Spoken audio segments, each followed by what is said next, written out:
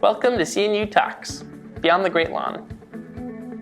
CNU Talks is a virtual learning program created by and for the CNU community. Many of your beloved faculty and fellow captains will share topics which elicit thought and compassion, stimulate intellect, and connect us in profound ways.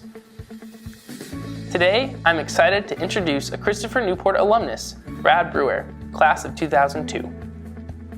Brad graduated from Christopher Newport University with a Bachelor's of Arts in Communication Studies and a minor in Leadership Studies. During his time at CNU, Brad was a charter member of the President's Leadership Program and a volunteer Young Life leader at Bethel High School.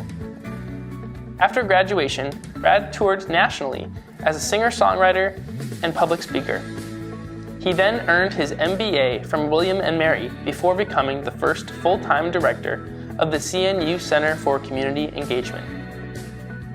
Brad also founded CNU's Bonner Service Scholars Program in 2011 and served as a National Fellow for the Bonner Foundation for 2 years, directing CNU's Center and the Bonner Program until fall of 2018. Brad has continued to write and recently completed his first full-length book, a memoir about familial roots and legacies. Brad remains connected to the CNU community from his new home in Florida, both as a friend to his former students and through his family's new social enterprise, Legacy Kept. Legacy Kept makes it simple to ask and answer engaging interview questions about family history, with the option to publish these stories and life lessons as an ebook or keepsake hardcover book for the whole family. Today, Brad will be sharing the importance and impact of generational storytelling and its potential to improve our lives and relationships. We hope today that you'll enjoy, as much as we do, CNU Talks. Hello, my name is Brad Brewer. It's great to be with you. I'm really excited to share, and hello to my friends and the CNU family. This is really fun to be able to do. And I know that if you're like me, there's this John Mulaney comedian quote. He said, "It seems like everyone everywhere is angry about everything all the time." If that's been true, and maybe things and conversations with family have been a little difficult lately in the midst of COVID, in the midst of politics and all the other stuff that's been going on, or maybe you just finished Netflix and you're looking for something better to do, and you see the holidays coming over the horizon and time with family feels perhaps a little daunting. How is that going to go? How are our conversations going to go? Can we have a good time? Can we get along? So I want to make sure that everybody knows how to have better family conversations. The tough state of our generational gap, as demonstrated here in this image, is pretty sad, and I think a lot of people are feeling these things on one side of the spectrum. They're just carrying around a lot of this stuff and not always sure what can be done about it, even though we know on the other side we would love to have peace, we would love to have good relationships, we'd love to be able to have a good life. And what I've been learning in the midst of the work that I've been doing this last year with Legacy Kept, my family's organization, is that actually there's a great amount of answer and bridge building to be found in the telling of family stories and asking for, sharing things with your family across generations. And so that's what I'm hoping to share with you about today. The reason that family stories really got embedded in my soul, I think, is not only because of my upbringing, and I'll share about my grandparents and my parents here in a little bit, but really with the work that I did after CNU. I got to work at the university as the director for community engagement and the Bonner Service Scholars Program. And, if you're a college student, you know about the road trip. And I've had many great road trips from my time in undergrad and even in grad school. And what happens on road trips is you end up just talking about everything. Your favorite authors, songs, you're telling stories, you're laughing, you're singing, whatever, and you're just together. And so when we started the Bonner program, I knew that I wanted to invite students on a journey, a road trip experience where they could share their story, because I knew that when people share their stories, they come together in powerful ways. And that's what we did. So every fall, we would go over fall break. The first year Bonner students, I would drive them through Tennessee on a civil rights tour of Tennessee. So it was a purposeful trip. But in the midst of our journey, everyone had a chance to, one at a time, tell their story, meaning, where did you grow up? What was your family like? What was hard? What was great? Who do you want to be? And how can we help? And so that was a really formative period of several years for me. And the students all became my teachers. And I care for each of them so deeply, and they really care for each other. And I think that the story sharing was a big part of that. Sometimes it can be easier to share your story with people that aren't your family. And so you kind of need some practice doing that. And that's exactly what we would do. And so this is just an example. We were in Chattanooga, Tennessee, and just kind of around the fire pit, have some coffee, tell your story. So what I would do as I would return from these trips is I'd go home for the holidays, and I would tell my family about the trip. And I would say, hey, this is where we went. We learned about the National Civil Rights Museum in Memphis, Tennessee, and we went to Lookout Mountain, and my students are amazing. And this one was telling this story. So then it gets spread to your own family. Stories work that way. It's pretty amazing how they can work. And it would invite more conversation among my own family.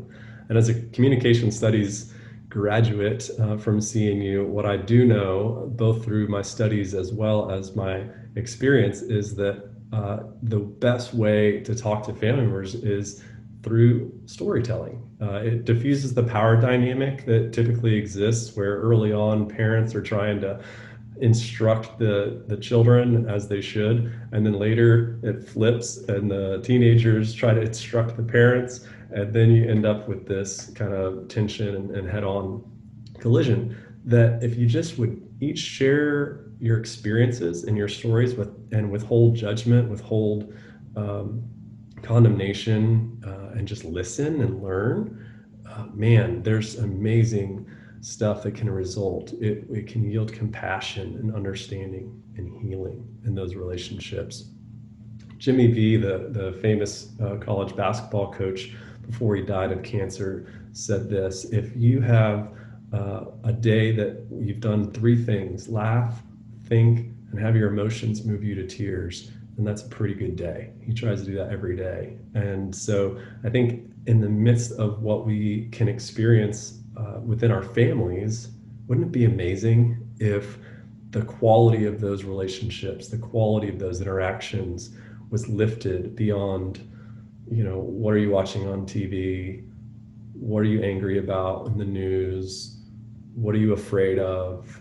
But more of remember your favorite moments, or what shaped you, what was hard about that, what was great about that, and having those conversations. I'm having those now with my family, and it's changing everything. So here's, this is my sister and me locked up in hamburger jail in McDonald's when we were kids, and then fishing with my dad and my grandfather here in Florida, where I now live. And I just show this image because the more I think about what life was like of being an Army kid, and then what my dad's life was like, growing up in the military, we have a lot more in common and a lot more to talk about than I maybe ever realized. And so I'm hoping that as we keep communicating about these things and encouraging other folks to do it, there can be some really positive outcomes. So, well, I wanted to remember at the beginning, I told you about 1974. So my grandmother walked in and announced she was not going to be living at the property that they had bought.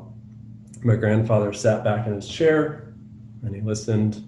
And my grandmother said, yeah, you didn't know I was doing this, but I was driving by that property every day at different times of day, and I was sitting there and I would think and pray and watch. And it's just not right for us. It's just not for us. I'm not going to live there. my grandmother was 5'4", petite, and the most loving woman. But when she put her foot down, it pretty much happened. My grandfather submitted to her and scrambled, figured out how to sell the lot, and they ended up in this great place in Florida where I visited him every year of my life, and now I live here. And the reason I know that story, the reason I care, and the reason I share it now is that I read it in the book that my grandfather wrote about his life and about our family. I never knew my grandmother. She died when I was only 3 years old, so I don't remember her. But I feel like I know her because I can read about her stories because my grandfather wrote them down. And that's what we want to encourage everyone to do this holiday season. Maybe start by asking better questions when you're home and ask for the stories of upbringing and what kind of shaped you and what are some of the classics, the greatest hit stories. And I guarantee you'll have a much better time than if you're just talking about politics or just talking about the pandemic or just talking about the same old stuff that you've always talked about. And then what you're going to want to do, and this is where I'll close and have this opportunity for you, is the work that we've been doing with Legacy Kept. We're partnering with Christopher Newport to be able to offer this, and I'm really excited. So you'll hear these amazing stories, but then you'll want to make sure that they're preserved for the future generations. And so Legacy Kept makes it easy just to answer interview questions, and we'll publish the finished content as an ebook or hardcover books that you can make copies of and give to kids and grandkids. It would make an awesome holiday gift, pretty reasonably priced. It's just $50 on the main website, but take 20% off with a CNU 20 discount, and I think they're going to put it on a landing page for captains as well.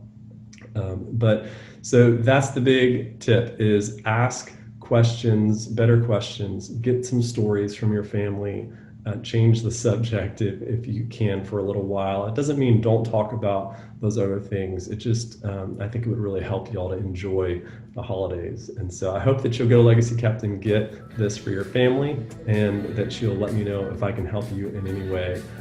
Go Captains.